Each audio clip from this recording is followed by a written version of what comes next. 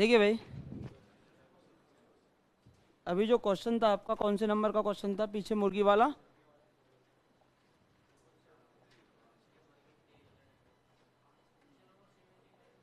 यही था ना।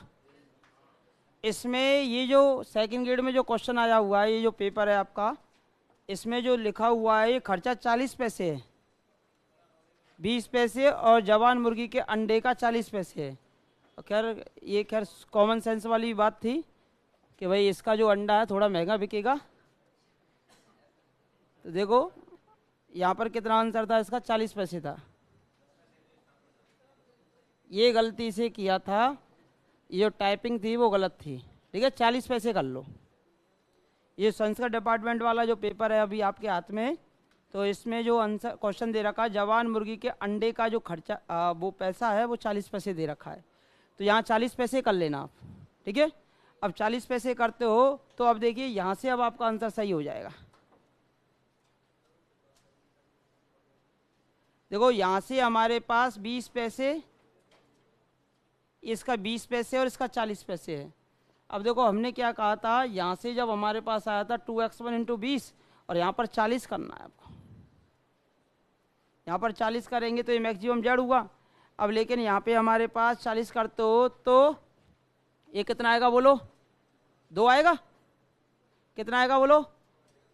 2 आएगा ना, तो 2x2। अब ये 2x2 हो गया, तो खर्चा 80/100x1, 80/100x2। अब इसमें से इसको घटाएंगे तो ये माइनस का हो गया और ये प्लस का हो गया 1.5। 1.5x2 इसका आंसर फर्स्ट ही है। क्या जी? ये 2 है ना। अच्छा 1.2 हो जाएगा। ये हो गया आपके पास क्वेश्चन का आंसर, तो फर्स्ट ही आंसर था। हाँ भाई, एक भी डिजिट अगर मिस होगा तो भाई सारी चीज़ें चेंज हो जाएंगी। तो भाई तो जो 10 पैसे लिखा हुआ उसको 40 पैसे कर लेना। सीट पे भी 10 ही लिखा हुआ है क्या? हाँ, तो उसके अनुसार आंसर वो हो जाएगा। और इसके अनुसार जो संस्कृत डिपार्टमेंट में क्वेश्चन आया था उसमें लिखा हुआ था 40 पैसे, 10 पैसे ना लिखकर यहाँ पर कितना लिखा हुआ था, 40 पैसे। तो उसको थोड़ा सा सही कर लेना, या 40 पैसे कर लेना, और 40 पैसे करते ही अब आपका आंसर हो जाएगा फर्स्ट। जब आपका मैचअप नहीं हो रहा था ना, अब मैचअप हो जाएगा। ठीक है भाई, ठीक है, बढ़ जाएंगे।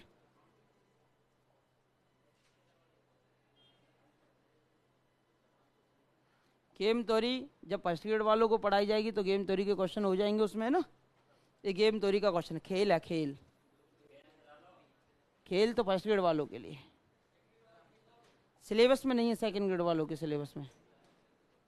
गेम थ्योरी सेकंड ग्रेड वालों के सिलेबस में नहीं है। ठीक है भाई, अभी ये तो आया था अभी आपका क्वेश्चन, नियंत्रीकरण हेतु दे रखी है तो less than equal 0, first grade 2022 में, ACF 2021 में। ठीक है भाई, द्वितीय समस्या का उद्देश्य ये करा दिया था ना, द्वितीय करा दिया ना, ये नहीं कराया? ये नहीं कराया।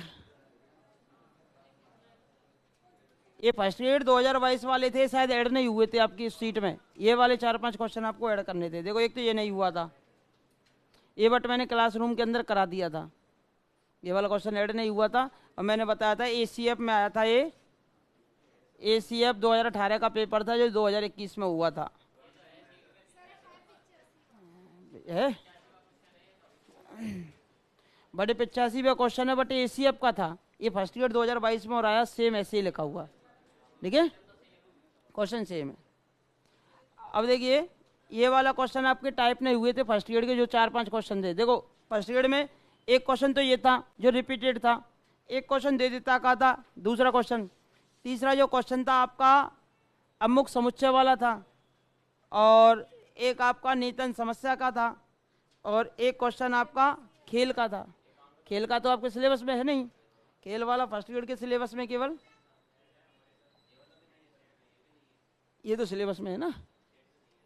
हाँ, ये फर्स्ट ग्रेड 2022 के जो उस टाइप नहीं हो पाए थे, न्यू सीट डाली रखिए 4 क्वेश्चन जो, और आप उसमें जोड़ सकते। देखो भाई, इधर से देती समस्या का उद्देश्य फलन है। अब देखो, पिछला जो सेकंड ग्रेड गया वहां भी एलपीपी का एक क्वेश्चन गलत, और यहाँ पर भी एलपीपी का एक क्वेश्चन गलत, और संस्कृत डिपार्टमेंट वाले में एलपीपी का एक भी गलत नहीं था। मुर्गी वाला हम गलत कर रहे थे, बट वहाँ 40 पैसे लिखा हुआ था, तो वो भी आपका क्या था, सही था। इधर देखो हाजी, समस्या किस में, मैक्सिमम में। अब समस्या मैक्सिमम में तो देती किस में आएगी, मिनिमम में। अब मिनिमम में है तो देखो ये अधिकतम में तो खत्म ही हो जाएगा, तो 1 2 3 3 में से एक आंसर होना चाहिए था।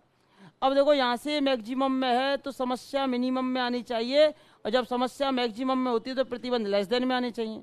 अब सभी की सभी प्रतिबंध किस में दे रखे हैं, लेस देन में। सभी की सभी प्रतिबंध किस में दे रखे हैं, लेस देन में। अगर समस्या मैक्सिमम में होती है तो प्रतिबंध लेस देन में आने चाहिए, लेस देन इक्वल में, सभी दे रखे हैं। अब चूंकि ये 4 है, ये 5 है और ये माइनस का 1 है, कोई दिक्कत नहीं। अब इसकी जब द्वितीय बनाई जाएगी, और द्वितीय जब बनाई जाएगी तो मैक्सिमम कन्वर्ट टू मिनिमम, तो ये आएगा मिनिमम ZD, और ये आता है BTW बराबर, और इधर की जाए हो जाता है CTW। ठीक है, तो देखिए B रिप्लेस कर लेगा किसका स्थान, C का, तो ये कहाँ चले जाएंगे, ऊपर। 1 2 3, देखो और कुछ लिखा हुआ है क्या, एक और समीकरण होगा शायद, एक समीकरण और होगा, 6 वाला और है ना एक और समीकरण,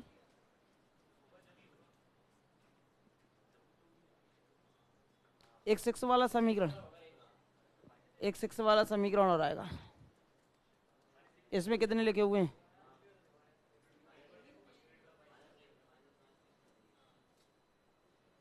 नीचे जा, फर्स्ट ग्रेड 2022 का पेपर लेके आ नीचे से, है ना, फर्स्ट ग्रेड 2022 का, फर्स्ट ग्रेड 2022 का है ना, नीचे राकेश होगा क्या देना है ना, जब तक अगला देख लो, है ना। देखो इसमें क्या था कि जल्दबाजी में बच्चा क्या करता है, गलत कर देता है। अब इसमें क्या कहा है, रॉन्ग स्टेटमेंट, पढ़ लिया करो, गलत स्टेटमेंट है। अब बच्चे ने क्या पढ़ा कि हाँ भाई S1 और S2 दो अम्मुक समुच्चय हैं और इनका इंटरसेक्शन भी अम्मुक होता है। कहाँ गया ये रहा, कि भाई इसको पढ़ लेगा बच्चे जल्दबाजी में कि हाँ भाई तो सत्य बात है, तो इसको आंसर लगा ही देगा।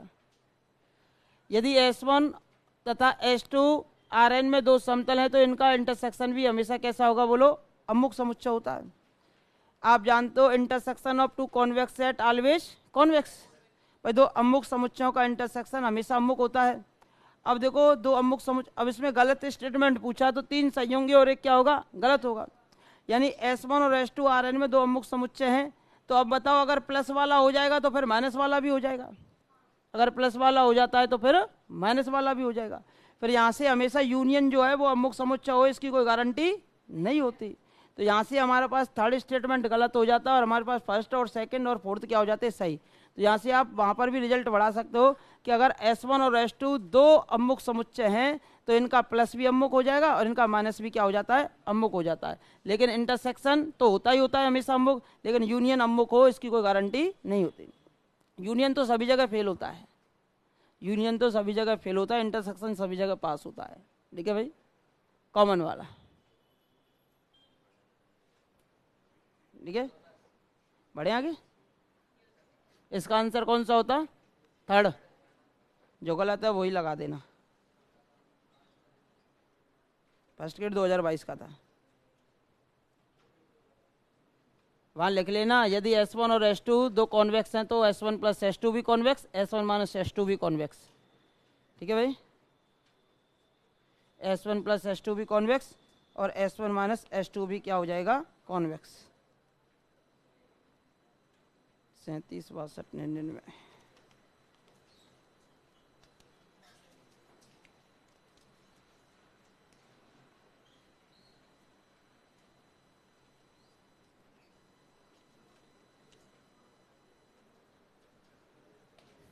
ठीक है, पिछले वाला क्वेश्चन को सही कर लीजिए, है ना, ये तो लिख लिया। पिछला वाला क्वेश्चन था x1 is less than equal 4 और x2 लेस देन इक्वल 6।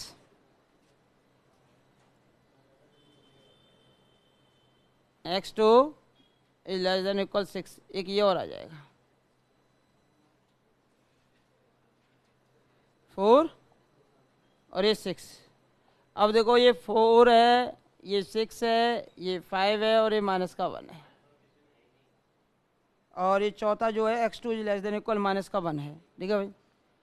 अब जब ये क्वेश्चन दिया हुआ था, अब एग्जामिनर को इतना सा काम करना था, एग्जामिनर को इसको ग्रेटर देन में लेना था, ग्रेटर देन इक्वल तब -1 आता, तब उसको माइनस से गुणा करना पड़ता। अब लेकिन एग्जामिनर ने इसको दे रखा है तो इसकी डेरिवेटिव बनाना आप जानते ही हो, डेरिवेटिव। और डेरिवेटिव बनाते वक्त आपको मैंने पहले ही बता रखा है कि ये जो डिजिट हैं वो ऊपर पहुंच जाते हैं। तो देखो इसमें क्या आएगा बोलो, 4 के संग तो आ जाएगा W1, 6 के साथ आ जाएगा W2 और 5 के साथ आ जाएगा W3 और इसके साथ आ जाएगा माइनस का W6, सॉरी W4 ले लो, W4 और ये आ जाएगा मिनिमम ZD। बोलो कोई ऑप्शन मैचअप था क्या? अब माइनस का W4 नहीं आ रहा किसी में भी। जब इसमें माइनस का W4 कहीं पर भी नहीं आता तो इनमें से कोई भी आंसर मैचअप नहीं था। तो ये जो क्वेश्चन है तो ये भी क्या था बोलो, डिलीटेड की कगार पे था। बाद में इस पर रेट लगाई गई। आंसर तो इन्होंने जो भी माना था इनके अनुसार जो आंसर क्या दे देंगे वैसे 4W1। अब सुनो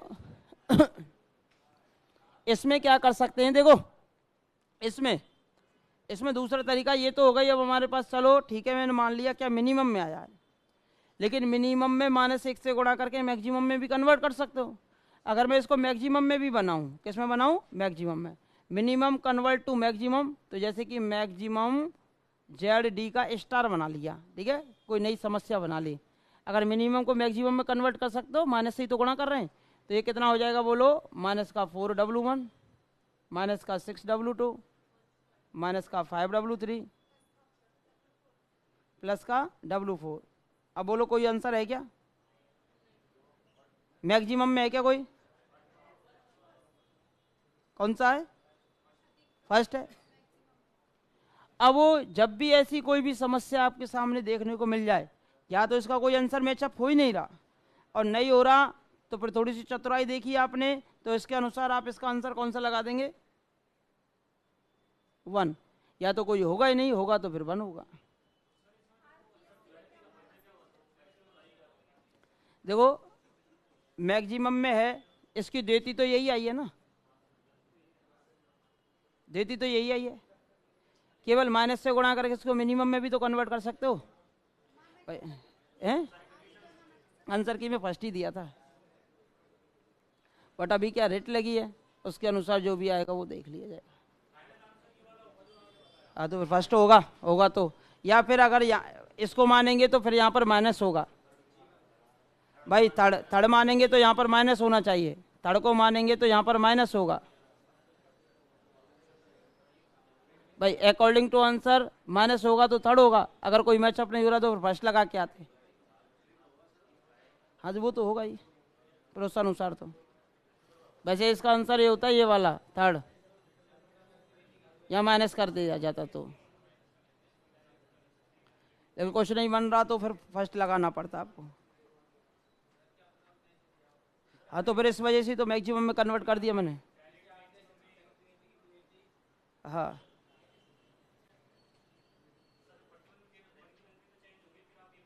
तो उन्होंने तो केवल प्रतिबंध थोड़ी ना किया, केवल वही तो दिया, उद्देश्य केवल उद्देश्य तो दिया है, प्रतिबंध की तो कोई कंडीशन ही नहीं दी उन्होंने। या तो थर्ड दिया होगा तो या माइनस होगा, इस कारण डिलीटेड हो जाएगा, या फिर फर्स्ट दिया होगा तो फर्स्ट पे RPSC अड़ भी सकती है। हाँ हाँ देती नहीं बनाई ना वो, तो फिर डेल्टी देखो, अरे आवाज नहीं भाई, माइनस से गुणा करके इस पर कोई इफेक्ट नहीं पड़ा। देती तो तब बनती जब इनको फिर से बदला जाता, बी और सी को बदला जाता तो देती बनती। देती थोड़ी ना बनाई, समस्या तो वही की वही है, समस्या वही की वही है। एग्जामिनर ने बस थोड़ी सी चतुराई कर दी है कि भाई मैक्सिमम को कन्वर्ट कर लिया मिनिमम में, और मिनिमम को मैक्सिमम बनाने के लिए माइनस से गुणा कर दिया, सिंप्लेक्स स्टैंडर्ड फॉर्म में परिवर्तित करने के लिए। कौन सी? सिंप्लेक्स स्टैंडर्ड फॉर्म में कन्वर्ट। सिंप्लेक्स स्टैंडर्ड फॉर्म में कन्वर्ट कर रहा है, बट कंडीशन गिवन नहीं है, तो उसके अनुसार हम थर्ड आंसर पे ज़्यादा बाध्यता देते। या तो थर्ड लगा के आओ, अगर नहीं मिल रहा है तो फिर फर्स्ट लगा के आना पड़ता है आपको, मिनिमम को मैक्सिमम में कन्वर्ट करके। ठीक है, तो इस कारण या तो फर्स्ट या फिर थर्ड। हो सकता है कि भाई अगर आरपीएससी ने फर्स्ट आंसर माना है तो अपने आंसर पे डट भी सकती है आरपीएससी, आप झुटला भी नहीं सकते, नहीं अदरवाइज फिर इसका कोई भी ऑप्शन मैचअप नहीं होता है, तो फिर इस पे बोनस मिलना चाहिए। ठीक है, वो आरपीएससी की 2022 की आंसर की डाउनलोड करके देख लेना क्या आंसर माना है, नहीं तो मैं कल बता ही दूंगा। हाँ जी, अब ये क्वेश्चन था, ये तो मैंने कराया है शायद बोर्ड पर, फर्स्ट ग्रेड 2022 का। इसमें क्या करना था, ए से सेकंड, बी से थर्ड, सी से फोर्थ और डी से फर्स्ट। कितना हो रहा है, 6 और 3 9, 9 और 3 12 और 8 20, टोटल कितना आ रहा है 20। ए को थर्ड 4, बी को सेकंड 5 9, सी को फोर्थ 9 और 8 17 और डी को फर्स्ट, तो ये भी कितना आ रहा है 20। अब दो में 20 हो गया था और इसमें भी कितना आ रहा है 20। अब न्यूनतम 20 ही आ रहा है तो हम क्या लगा देंगे, उपरोक्त सभी। 20 से छोटा कोई बन ही नहीं रहा, 20 से छोटा कोई बन ही नहीं रहा, तो उपरोक्त सभी का ऑप्शन है, नन ऑफ दीज का है भी नहीं इसमें जो हम सोचते इससे छोटा बनाने का। अब लीस्ट कॉस्ट आ रही है आपकी कितनी 20, तो हम लगा देंगे इसमें कितना 20 ही लगा देंगे। लीस्ट कॉस्ट जो है इसमें कितनी आ रही है 20, तो इसमें कितना लगा देंगे आप 20 ही लगा देंगे। ये मैंने क्लास में टेबल बनाई है हाथ से और आपको कराया कि 2022 में क्वेश्चन आपका आया हुआ है, कराया है ना। ठीक है, बढ़ जाए, खेल का क्वेश्चन है ओनली 4।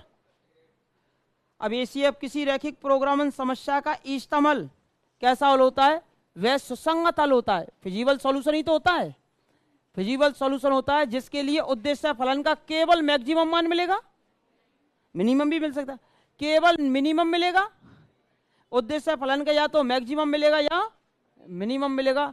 ये कह रहा है ना तो मैक्सिमम ना ही मिनिमम, ऐसे कैसे कह सकते हैं, क्यों नहीं मिल सकता, मिल सकता है ना।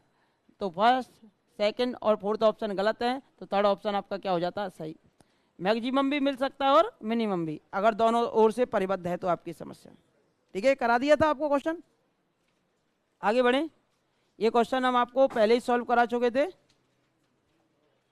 निम्न में से कौन सी विधि परिवहन समस्या को हल करने के लिए प्रयोग में नहीं ली जा सकती। देखो, अब इन्होंने कह दिया पश्चिम की जगह पूरब कर दिया, एक छोटा सा चेंज। अच्छा, उत्तर कौन है, सीधा लगा देंगे अपन से। न्यूनतम लगाते, सही बात है, लग जाएगी। उत्तर पश्चिम है, सही बात है, लग जाएगी। भूगोल है, सही बात है, लग जाएगी। लेकिन कौन सी ना है, पूरब ना है, उत्तर पूरब ना है। ठीक है, तो कौन सा आंसर है इसका, फर्स्ट है, नॉर्थ ईस्ट रूल का है उन्होंने। ठीक है, हो गया ना। इसका आंसर कौन सा हो जाएगा, फर्स्ट हो जाएगा। इसका जो आंसर है वो फर्स्ट हो जाएगा, जो गलती है वो सुधारते चलना है ना। रैखिक प्रोग्रामन समस्या ये कराया है मैंने बोर्ड पर, और आपको कुछ याद आ रहा हो तो देखो, यहां से जब मैं इसका हल निकालता हूं तो यहां से x1 का मान तो आएगा 1 और x2 का मान आएगा 2, तो ये कितना आएगा, एक तो आ रहा है 1 1 0 और एक आ रहा है आपके पास कितना 0 2। ये आ गई हमारे पास लाइन। फिर यहाँ से ये आ रहा है हमारे पास 4 और यहाँ से आ रहा है 3, तो 4 और 3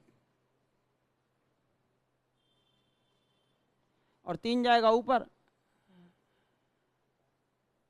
ये आ गई लाइन। अब ये कह रहा है कि इससे नीचे जाओ और ये कह रहा है कि इससे ऊपर जाओ, तो ये ऊपर और ये नीचे। बताओ कोई फिजिबल रीजन है क्या, जब कोई सुसंगत हल नहीं है का हल होगा, कोई सुसंगत हल नहीं। ये कह रहा है अनबाउंडेड, ये कह रहा है इष्टम, जब सुसंगति नहीं तो इष्टम कहाँ से आ जाएगा, सुसंगत हल है ही नहीं। अनबाउंडेड की तो चर्चा करेंगे नहीं, क्योंकि बाउंड और अनबाउंडेड की चर्चा तो जब करेंगे जब कोई पॉइंट होंगे, अब कोई पॉइंट ही नहीं है, तो इसका आंसर कौन सा हो जाएगा, सेकंड। ये भी मैंने बोर्ड पर आपको सॉल्व कराया है पहले। ठीक है, दोबारा भी मैंने आपको बता दिया। ठीक है, बढ़ जाए आगे। ये भी करा दिया था, कितने चार हैं, करा दिया ना मैंने, नहीं याद आ रहा? एन चरों में एम समीकरण, एक आधारी हल है तो कौन सा सत्य है? तो कितने चर शून्य करने पड़ते हैं? N minus m. N minus m चर तो शून्य, ठीक है। या एन माइनस एम चर ये कह रहा है अशून्य, या एम माइनस एन कर दिया, या एम माइनस एन कर दिया, बस बात ही खत्म हो गई। तीन तो वैसे ही फेल हो गए। अब एन माइनस एम चर तो शून्य होते हैं और एम चर ये हमारे क्या होते हैं? अशून्य। जितने ऑर्डर की मैट्रिक्स होती है, एम क्रॉस एम की मैट्रिक्स है, तो इतने ही चर आप अशून्य लेंगे, यानी कि समीकरणों की संख्या के बराबर। कोई दिक्कत? आगे वाला क्वेश्चन, इसकी देती पूछिए, maximum convert to minimum, a x greater than equal to b t डब्ल्यू, तो कौन सा होगा? दूसरा ही है ना, इसे करेंगे बी टी डब्ल्यू और ए टी डब्ल्यू greater than equal c t. Second answer था ये, मैं क्लासरूम के अंदर आपको करा चुका हूं, ठीक है।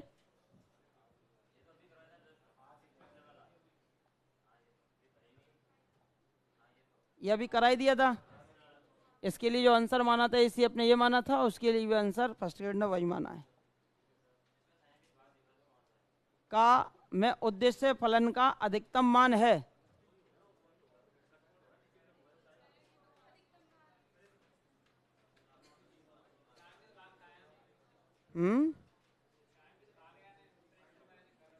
बाई का मान कितना आ रहा है?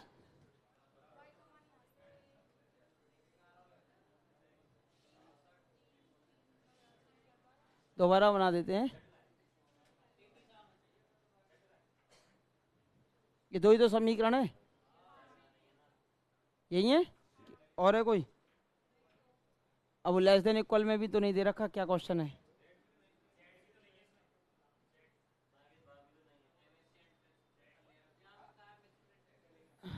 देख लेना इसको, है ना, देख लेंगे, अब देख लेंगे क्वेश्चन को, है ना।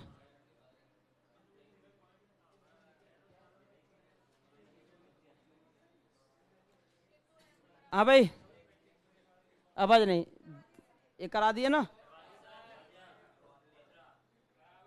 एन चर हैं आज तो देखो, पहले में प्रतिबंधों की संख्या और दूसरे में चरों की संख्या कैसी होती है? बराबर बराबर। धनात्मक चरों की संख्या अधिकतम हो सकती है, पॉजिटिव आवंटन,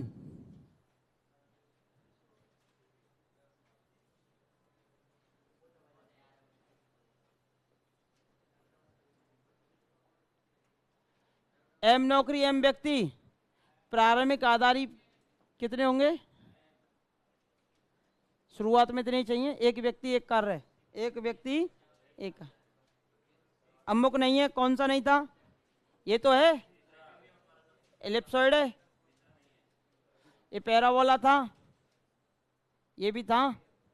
ये कोसेंट्रिक सर्किल हो जाएगा, पहला सर्किल दूसरा सर्किल, इन दोनों के मध्य का क्षेत्र, ये करा दिया था मैंने।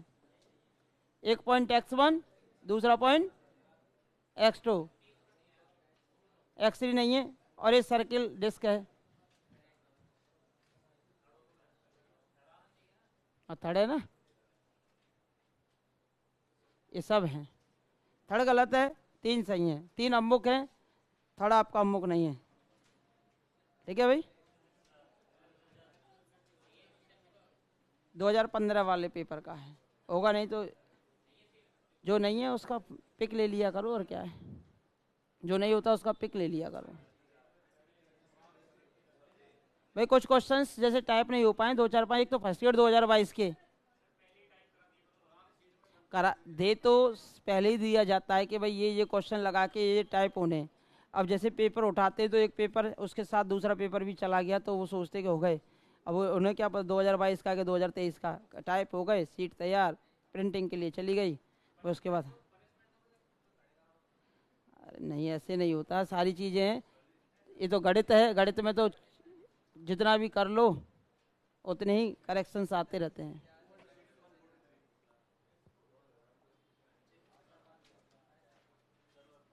चर और प्रतिबंधों की संख्या कितनी हो जाएगी? एन, और उल्टा हो जाएगा भाई, पहले में एम एन थे, तो दूसरे में कितने हो जाएंगे NM, ठीक है, 2015 वाला, ठीक है, 2015 वाला, ठीक है, 2015 MSc एंट्रेंस के साथ जुड़े नहीं होंगे, अब वो जुड़ो। एक 2022 फर्स्ट ग्रेड, ठीक है, बढ़िया की देखो सिंप्लेक्स कलन विधि में कम से कम एक जे के लिए ZJ minus CJ less than 0 है, और साथ ही जे के मान के लिए सभी YIJ कैसे हैं, नेगेटिव हैं। ये रिजल्ट मैंने लिखा रखा है, सभी नेगेटिव हो तो अपगामी सदिश हमें मिल नहीं सकता, यानी कि सभी की सभी नेगेटिव हैं, ये भी ऐड नहीं होगा इसमें। 2015 वाले नहीं है भाई, MSc है ये वाला। यदि सभी YIJ नेगेटिव हो और ZJ माइनस CJ नेगेटिव हो और उद्देश्य फलन को आपको क्या करना है, मैक्सिमम, तो इस समस्या का हल कैसा होता है बोलो, अपरिबद्ध होता है। ये तो बता रखा है, अनबाउंडेड। 3 रिजल्ट लिखाए थे, 4-5, 92 है ना, 92 दे रखा, ये कराया हुआ है क्लास के अंदर, ये क्वेश्चन मैंने क्लास के अंदर आपको कराया हुआ है।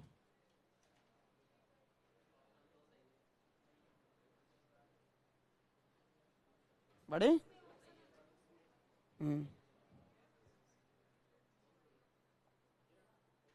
अजी 2016 वाले देख लो। यदि किसी आदि समस्या का हल अपरिबद्ध है, कैसा है बोलो, और यही वाला क्वेश्चन तो किस में आया था, सेकंड ग्रेड 2022 में। कौन सी ग्रेड में था, जो पीछे करा दिया। यदि आदि समस्या का हल अनबाउंडेड है तो निम्न में से कौन सा कथन सत्य है, इसकी द्वितीय समस्या का हल या तो अपरिबद्ध होगा अथवा कोई हल विद्यमान नहीं होगा, फर्स्ट ही होगा, या तो उसका भी अनबाउंडेड आएगा या फिर कोई सॉल्यूशन ही एग्जिट नहीं करेगा। यही क्वेश्चन वहां आया था, उसका भी आंसर यही था। तो ये हो गया।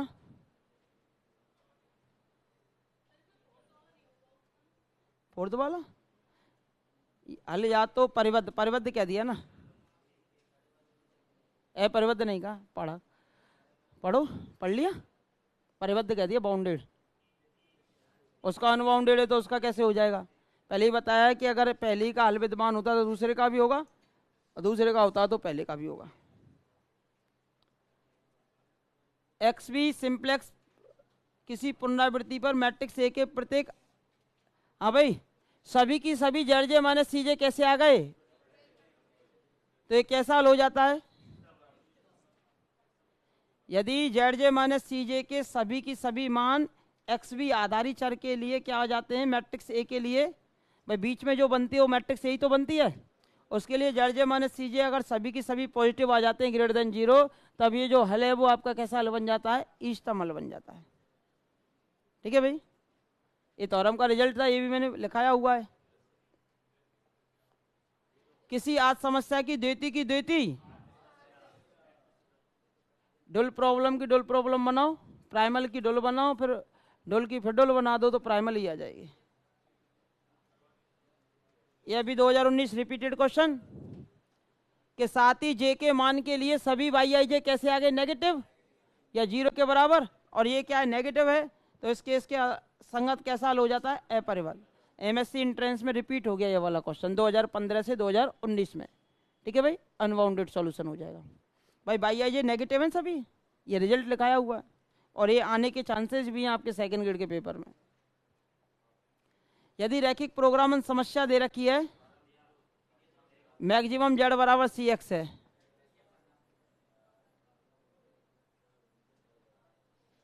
CX, और ये दे ही रखा है, तो खाली रिक्त स्थान आधारित सुसंगत हल इष्टतम होता है, तो रिक्त स्थान को भरिए।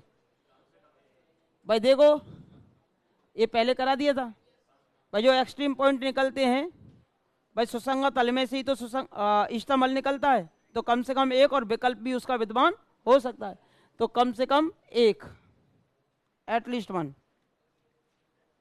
भाई एक्सट्रीम पॉइंट निकालो, उन एक्सट्रीम पॉइंट पे मैक्सिमम और मिनिमम चेक करते हैं, तो किसी एक पर तो निकल के आएगा ही आएगा। कोई समस्या, 108 के बाद ये कराई दिया था। ATW क्या आया था, डॉट का मान पूछा था। ये मैक्सिमम में तो मिनिमम में, ये किस में आए थे बोलो, लेस देन में, तो ये किस में आएगा, ग्रेटर देन में आएगा। थर्ड आंसर हो जाएगा। ये लेस देन में तो ये ग्रेटर देन में। ठीक है, ये हो गया। कौन सी मुख्य आवश्यकता नहीं होती है, फर्म का उद्देश्य विद्यमान होना चाहिए, सही बात है। समस्या संसाधन सीमित होने चाहिए, सही बात है। अगर संसाधन ही असीमित हुए तो फिर क्या है, फिर तो निकाल दे देंगे, मैक्सिमम लेंगे। ऋणात्मक चर होने चाहिए, सही बात है, ऋणात्मक तो होनी नहीं चाहिए। समस्या अधिकतम वाली होनी चाहिए, मिनिमम वाली भी। ऐसा क्या हानि आ रही है तो हमारे जेब से तो हम कम खर्चा करना चाहेंगे, तो ये थर्ड क्या हो जाएगा, गलत। क्योंकि समस्या जो है वो मिनिमम वाली भी हो सकती है। समस्या जो है वो किस में हो सकती है, मिनिमम वाली भी। किसको, अब रोज रोज थोड़ी ना कराएंगे, आज खत्म ही कर देते।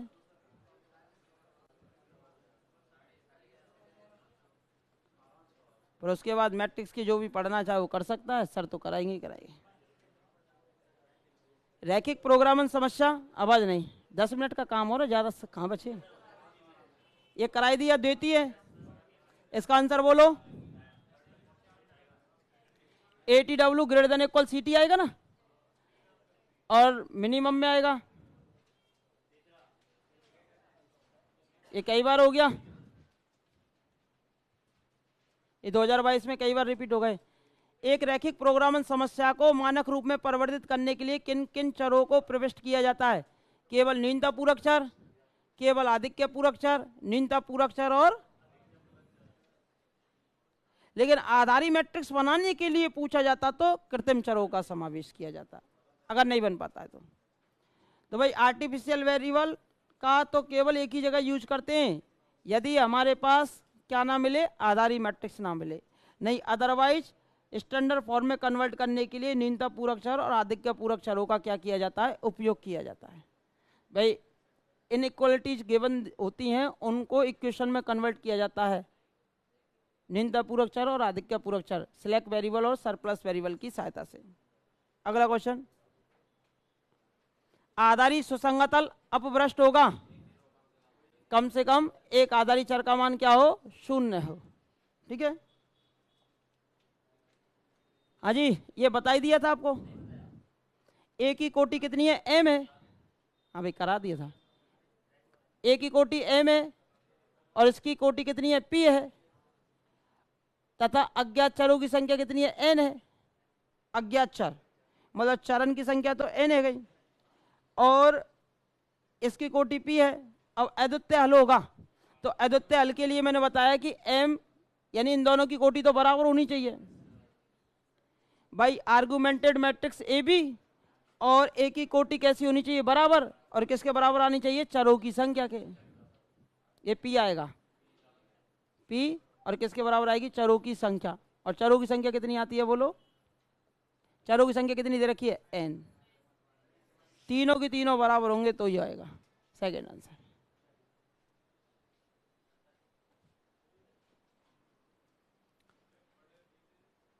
आर्गुमेंटेड मैट्रिक्स, ये तो मैंने मैट्रिक्स में भी कराया ना आपको।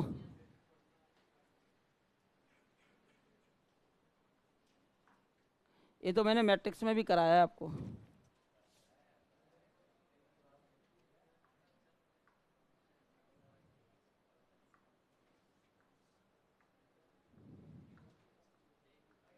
ये किस में आया वो क्वेश्चन है, किसने किसने किस किसका,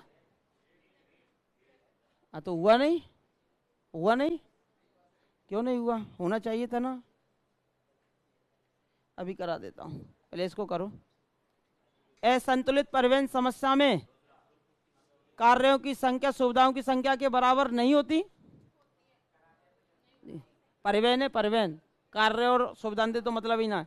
कुल पूर्ति कुल मांग के बराबर, यह जो पूर्ति कर रहे हैं ना, और जितनी डिमांड है उतनी नहीं हो पा रही। कुल पूर्ति कुल मांग के बराबर नहीं होती। अगला, नियतन समस्या में होते हैं। अब देखो वैसे तो अगर हम बात करें, अगर तीनों चीज दे रखी हैं, लागत मैट्रिक्स तो होती है, n कार्यों का समुच्चय भी दिया हुआ होता है और n सुविधाओं का समुच्चय भी दिया हुआ। तो सुविधा यानी कि भाई n व्यक्ति हैं, जितने व्यक्ति हैं उतने ही कार्य है, ठीक है। लेकिन ये कह रहा है इनमें से कोई नहीं, तो यहाँ में से अगर ये ऑप्शन आता कि ऑल ऑफ दीज, यानी कि ये सभी, जब तो हम आंसर कौन सा दे देते, फोर्थ। अगर ये फोर्थ ऑप्शन नहीं आ रहा तो फिर कौन सा देंगे, थर्ड देंगे, लागत मैट्रिक्स। अगर ऑल ऑफ दीज दे रखा है, जब तो हम देंगे आंसर 4, कि भाई इधर की साइड में कार्य भी होते हैं और ऊपर की साइड में सुविधा, यानी कि जो जो काम कर रहा है व्यक्ति, ठीक है। और बीच में लागत मैट्रिक्स भी दी होती है नियतन समस्या में। आपको कुछ याद आ रहा है ना? क्या आया था? यही आया था कॉलेज लेक्चर 2016 में। इनमें से कोई नहीं था कि ऑल ऑफ दीज था। 1 2 3 इस प्रकार दिया होता है, 1 2 3 इस प्रकार, यहाँ CIJ होती है।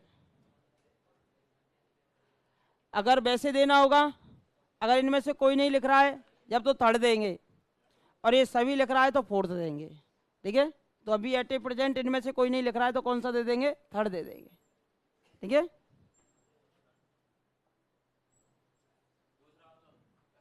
ये करा दिया था ना, ये करा दिया क्लासरूम के अंदर, कॉलेज लेक्चर 2016 का क्वेश्चन। रैखिक प्रोग्रामिंग समस्या की निम्न में से कौन सी मुख्य आवश्यकता नहीं है? समस्या अधिकतम वाली होनी चाहिए, ये कोई जरूरी ना है। हाँ जी, नियतन समस्या को हल करने की विधि है।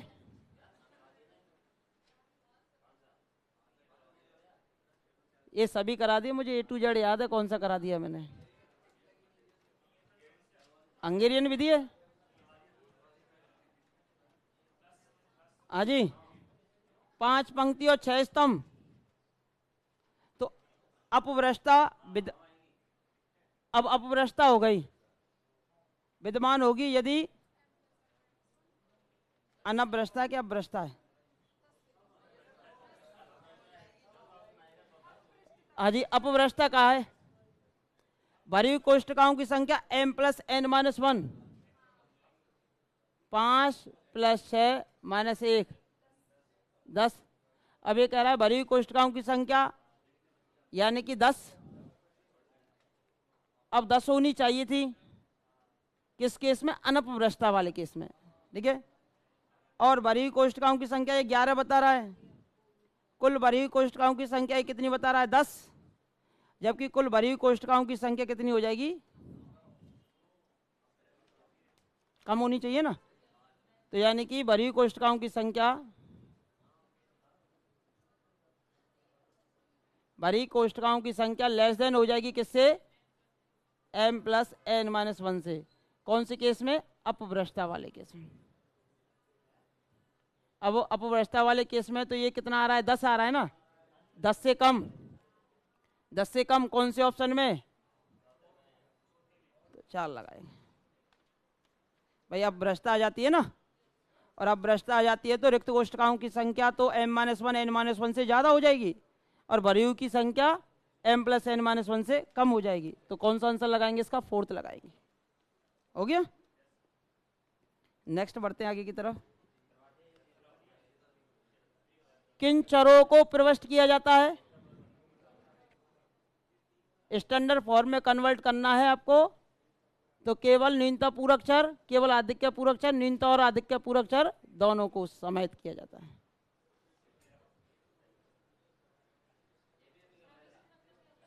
किसका,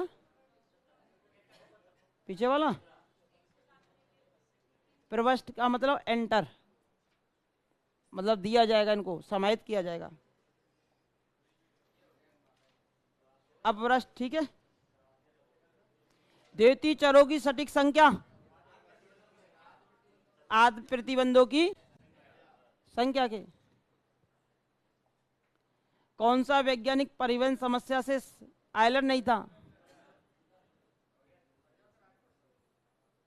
आयलर नहीं था, ये था हिचकॉक था, कुपन्स था, डेंटिजिंग था, ठीक है भाई। परिवहन समस्या के आधारित चरों की संख्या अधिकतम होती है यदि m और n स्तंभों को इंकित करता है तो m प्लस n माइनस 1। ये कई बार क्वेश्चन आया हुआ है, ये कराई दिया था। मुख्य अवयव कितना आया था इसका? 4 था कि 8 था? 4 था ना, कन्फर्म हो? और मैक्सिमम में 8 करा था मैंने ना। x3 को आधारी चल लेते हुए ये मैंने कराया था, कितना आया था?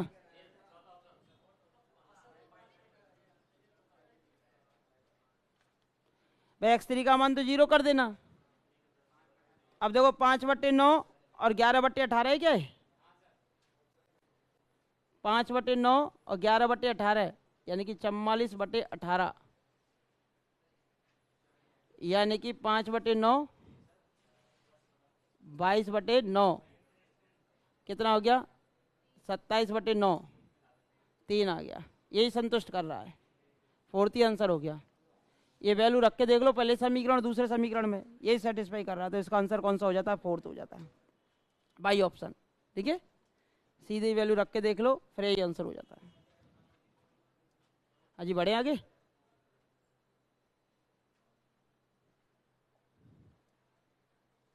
संतुष्ट करता है तो कैसा हल होगा? ये इष्टतम होता है।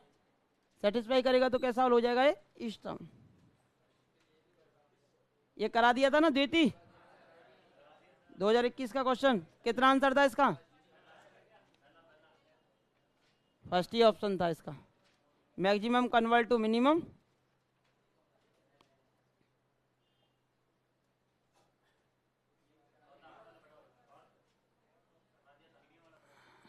मिनिमम वाला बड़ा करना है। मिनिमम वाला कौन सा इनमें से? जेड डी होगा, तो जेड डी कहाँ गया? ये मिनिमम वाला था और ये मैक्सिमम वाला था। ठीक है, आगे बढ़ते हैं। आवश्यक एवं पर्याप्त शर्त, कुल मांग कुल आपूर्ति के बराबर हो। कुल मांग कुल आपूर्ति के बराबर हो। क्यों आएगा? कुल मांग कुल आपूर्ति के बराबर नहीं होती। जितनी मार्केट में डिमांड है कंपनी उतना ही तो माल बनाएंगी। उपलब्ध इकाइयों की संख्या कुल मांग के बराबर होनी चाहिए, तभी तो आएगा इसका आंसर।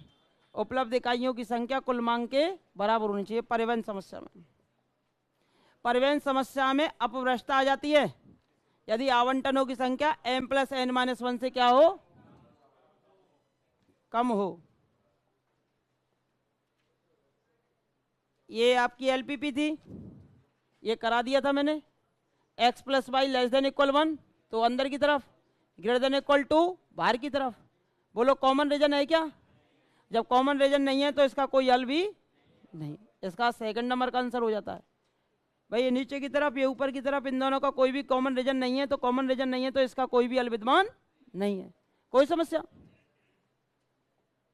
कौन सा वैज्ञानिक, ये दोबारा रिपीट हुआ था कॉलेज लेक्चरर में, बस ऑप्शन बदल दिए थे। ठीक है, ये टेक्निकल कॉलेज लेक्चरर में दोबारा रिपीट हुआ था। परिवहन का क्वेश्चन है, परिवहन आपके सिलेबस में, तो वैज्ञानिकों के नाम भी आपको याद होने चाहिए। Hitchcock, Dantzig, Koopmans. ठीक है, किसी परिवहन समस्या में 4 पंक्ति और 3 स्तंभों की संख्या है, खाली कोष्ठकों की संख्या m-1 इंटू 3 इंटू 2 कितना हो जाएगा बोलो? 6 हो जाता है। 3 इंटू 2 कितना हो जाएगा बोलो? 6। कोई समस्या? 136 हो गया। इसके बाद नेक्स्ट, आदि समस्या में किसी प्रतिबंध के दाईं ओर का अक्षर, यानी कि प्रतिबंध दे रखा है, प्रतिबंध में आता दाईं ओर का प्रतिबंध यानी कि v का मान, और v का मान जो जाता है z में VTW, ये चला जाता है यानी कि उद्देश्य फलन के किसी एक चर के गुणांक के रूप में, उद्देश्य फलन के एक गुणांक के रूप में। ये मैं क्लासरूम में करा चुका हूं। ठीक है, ये क्लासरूम में मैंने कराया था। इसका आंसर हो जाएगा फर्स्ट। द्वितीय चरों की यथार्थ संख्या बराबर होती है आदि के प्रतिबंधों की कॉलेज लेक्चर 2021, यानी कि वही क्वेश्चंस रिपीट हो रहे हैं। एलपीपी में कुछ बचता ही नहीं है, फिर वही क्वेश्चन ज्यादातर रिपीट हो जाते हैं, कुछ बन के आ जाते हैं। रैखिक प्रोग्रामन समस्या में आधारित सुसंगतल अपभ्रष्ट आधारित सुसंगतल कहलाता है। अब इसमें क्या होता है, देखो वैसे तो 2021 में जो क्वेश्चन आया है, वैसे तो आपका लेवल केवल बीएससी की किताबों से ही आता है फर्स्ट ग्रेड सेकंड ग्रेड के लिए, ठीक है। लेकिन यहाँ पे जो लेवल है वहाँ जो आंसर माना वो थर्ड माना है। कम से कम एक आधारित चर का मान तो क्या होना चाहिए, शून्य हो। भाई अपभ्रष्टता आ गई। और साथ ही यदि किसी आधारित चर का मान शून्य ना हो तो न्यूनतम अनुपात कैसा हो, अद्वितीय ना हो, अद्वितीय ना हो। तो यहाँ जो क्वेश्चन का आंसर माना गया था वो थर्ड। अगर दोनों ऑप्शन आते हैं तो थर्ड दे देना, और एक आता है तो कम से कम ये फर्स्ट आंसर आप इसमें लगा सकते हो, ठीक है। इसके बाद द्वितीय समस्या का कथन ये मैंने करा दिया है। कितना आंसर था इसका, फर्स्ट था। अच्छा मिनिमम कराया था, मिनिमम कर लेना, ये मैंने क्लासरूम में करा दिया था क्वेश्चन, द्वितीय के कराए थे। आगे के सभी हो गए। नियतन समस्या हल की जा सकती है दोनों से, ठीक है। एन कर्मी और एन कार्य फैक्टोरियल एन तरीके से।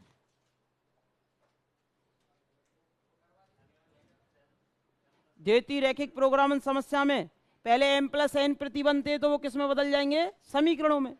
तो m प्लस एन तो चर राशि आएंगी और m क्रॉस एन प्रतिबंध आएंगे, तो यानी कि फोर्थ नंबर का ऑप्शन। द्वितीय बना रहे हो, प्रतिबंधों की संख्या समीकरणों में। अब देखो पहले तो ये क्वेश्चन दिया है इन्होंने लिख के, देखते हैं आप में से कौन कर पाता है।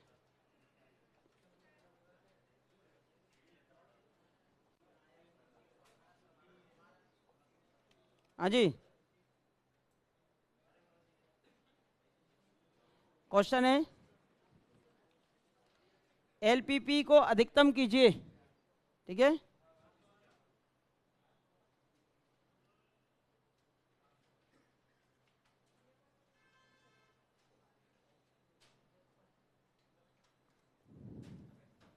यही तो दे रखा है, अधिकतम कीजिए, है ना। मैक्सिमम लिख देता हूं, समेशन जे बराबर 1 to n। आवाज नहीं भाई, आवाज नहीं, बिल्कुल भी आवाज नहीं। Subject to the condition summation j बराबर 1 to n। जे ही दे रखा ना, ये भी दो समीशन कैसे आ गए फिर इसमें। ए आई लिखा है कि आपने क्या लिखा है, ए आई जे एक्स जे लिखा है कि ए आई लिखा है, किन्होंने लिख के दिया है। ए आई जे है कि ए आई है, ए आई जे। फिर यहाँ क्या है, केवल सी जे।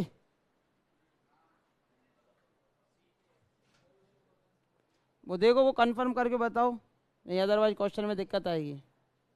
B I C I j x i जे होगा। लिया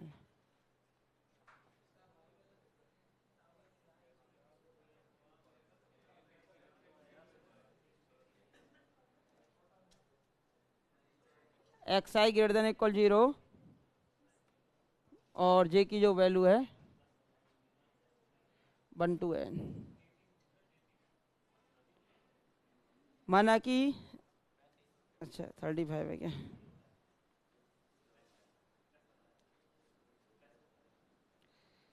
सी j x j subject to j बराबर 1 to 1 x i j x j is less than equal b आई।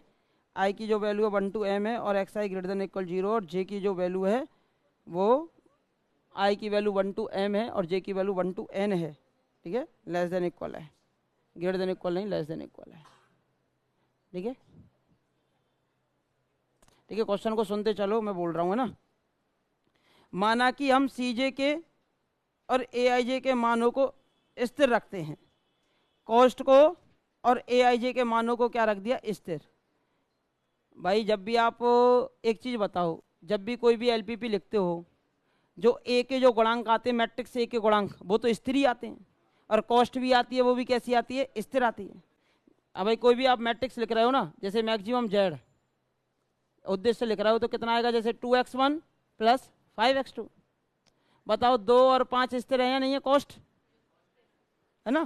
फिर आता है सब्जेक्ट टू द कंडीशन, जैसे कि 3x plus 5y less than equal 2 और 2x plus 6y greater than equal 7 और x और y greater than equal 0। अब मुझे बताओ ये जो गुणांक होते हैं 3 और 5 ये स्थिर होते हैं कि नहीं होते, होते हैं ना, ये तो कांस्टेंट ही होते हैं। इनको भी आप कांस्टेंट यूज कर रहे हो, तो उसने क्या कहा, शब्दों को सुना करो पहले। माना कि हम सीजे यानी कि कॉस्ट को और एआईजे यानी कि कोएफिशिएंट मैट्रिक्स के गुणांकों को क्या रख दें, स्थिर रखते हैं और बीजे के मानों को बदलते हैं। बीजे के मानों को क्या करते हैं, बदलते हैं। अब बीजे कहाँ दे रखा है, बराबर में, और यहाँ तो बी आई दे रखा है ना, यहाँ बी आई दे रखा है की वैल्यू 1 2।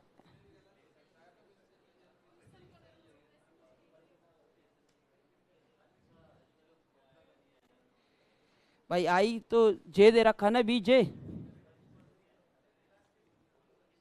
हाँ जी है नहीं, पहले एक बार क्वेश्चन को देख लेंगे फिर बता देंगे आपको, है ना। हाँ तो बी आई दे रखा, 118 कौन सा दिखाओ, लाओ दिखाना, सीट देना पीडीएफ में।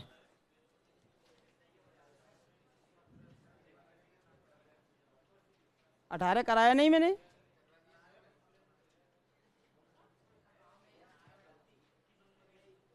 आए नहीं थे तो वीडियो में देख लेना। दिखाओ, और उसमें क्या है कि जैसे अभी सर क्लास लेंगे फिर थोड़ा सा 10-15 मैट्रिक्स का क्वेश्चन के सॉल्यूशन है वो देखना।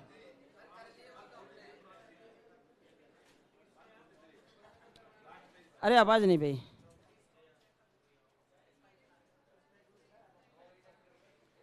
देखो भाई आवाज नहीं, सुनो। जैसे कि ये क्वेश्चन दे रखा है, चरम बिंदु पूछे, देख ले क्या नाम है, चरम बिंदु जब भी पूछे एक्सट्रीम पॉइंट, तो यानी कि वो इंटरसेक्शन आएगा दो रेखाओं का, यानी दो रेखाओं के समीकरण को क्या करेगा, संतुष्ट, ठीक है। अब x0 0 दो रेखाएं काटती हैं, एक x अक्ष और एक y अक्ष, तो संतुष्ट तो कर ही रहा है। अब देखो यहाँ तक 0 5 0 5 0 5 तीनों में सेम है, ठीक है। अब ये तो दोबारा 0 5 लिख गया था, ये 5 4/5 है, ये 24/7 24/7 और 6 और 0। अब देखो 6 और 0 है, जैसे 6 और 0 को रख के देखो, इसमें 6 रखो, 6 3 18 और यहाँ रखेंगे 48, ये कितना हो गया 48, और इधर से हम रखेंगे 6 0, x1 का मान 6, ये नहीं कर रहा ना। इधर से अगर हम बात करें तो देखो यहाँ से अगर हमारे पास इसका आंसर कितना आया था, सेकंड आया था क्या। अगर 5 और 4/5 लो, 5 और 4/5 5 15, ये कट नहीं रहा ना, मैंने करा रखा है वैसे, आपको कराया था मैंने, देखो आवाज नहीं भाई,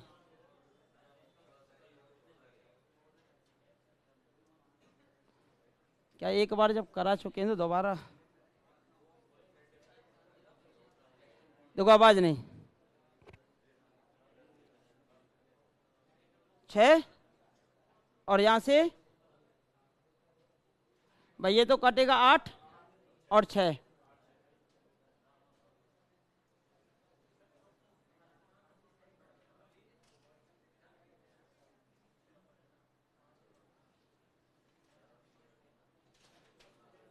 आठ और 6, आवाज नहीं। ये हमारे पास लाइन है 3x1 प्लस 4x2 बराबर 24, पहली लाइन। दूसरी लाइन देख रहे हो 6 8, यानी कि 6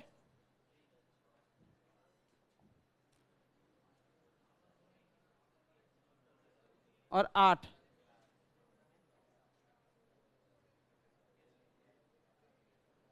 6 और 8, ठीक है। ये वाली जो लाइन जा रही है वो जा रही है, अरे छोरा आवाज क्यों कर रहे हो,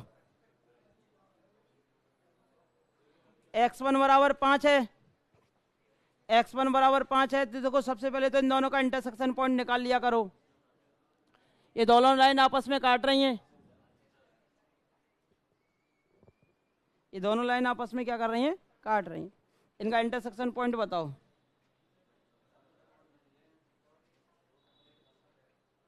इन दोनों को सॉल्व करके बताओ कितना।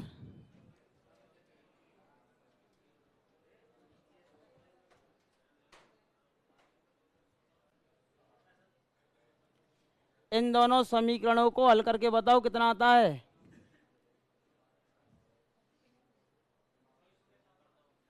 24/7 और 24/7 और 24/7। वैसे क्यों फेंक रहे हो, करो यार सॉल्व।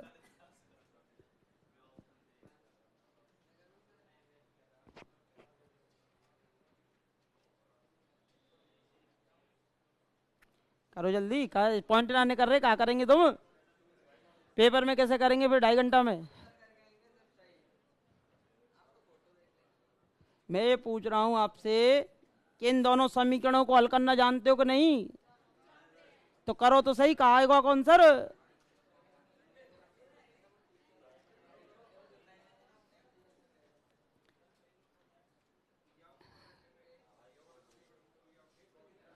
इन 24/7 और 22/7 दोनों, 24/7 और 24/7 आ रहा है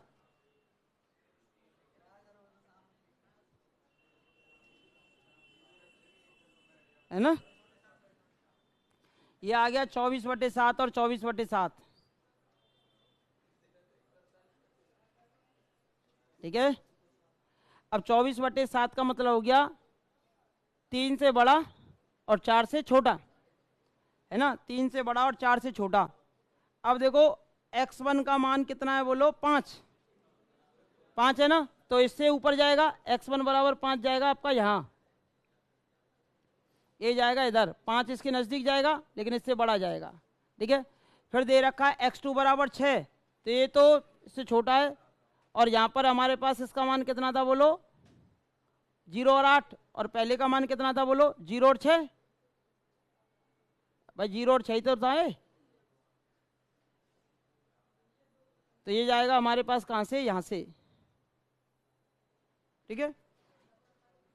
0 6 यही तो है, ये लेस देन इक्वल आ रहा है, ये भी लेस देन इक्वल आ रहा है, और ये इधर आ ही रहा है, तो ये वाला हमारे पास सुसंगतल क्षेत्र हो जाता है।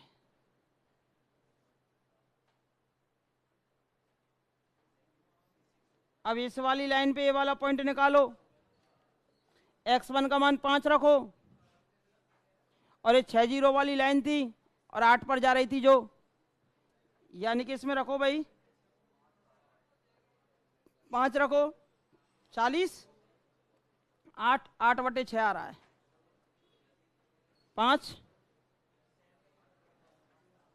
और 8/6 यानी कि 4/5, ये आ रहा है भाई, यही आ रहा है। 8/6 का मतलब हो जाएगा 4/5।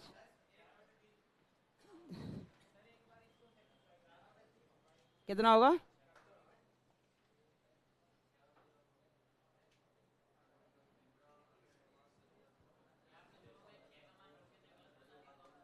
किसमें,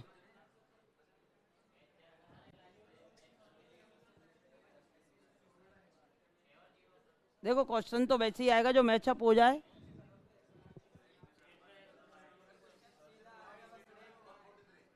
वन पोल्टी लाना, सीट को देना, एक तो शोर मत किया करो, लाना सीट देना। भाई देखो एक चीज ध्यान रखो, सॉल्यूशन करना आना चाहिए, मेथड से ट्रिक से जो भी चीजें। अब डिजिट बदल सकते हैं, क्वेश्चन बदल जाने पर उसका आंसर भी बदल जाता है हमेशा। अब यहाँ अलग टाइप हो जाता है तो इसका मतलब ये थोड़ी ना है कि आंसर मैचअप हो भी सकता है और नहीं भी, वो डिपेंड करता है कि ऊपर क्या लिखा हुआ है।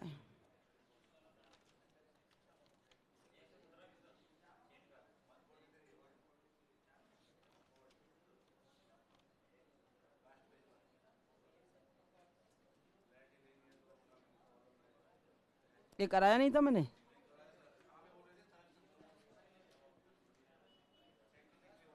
ये तो पेपर लाना पड़ेगा नीचे से। हाँ तो कल करा दूंगा इसको, है ना। जो रह गए उनको मैं कल करा दूंगा। अभी मैट्रिक्स को कर लो, ज़्यादा मत खींचो इसको, है ना।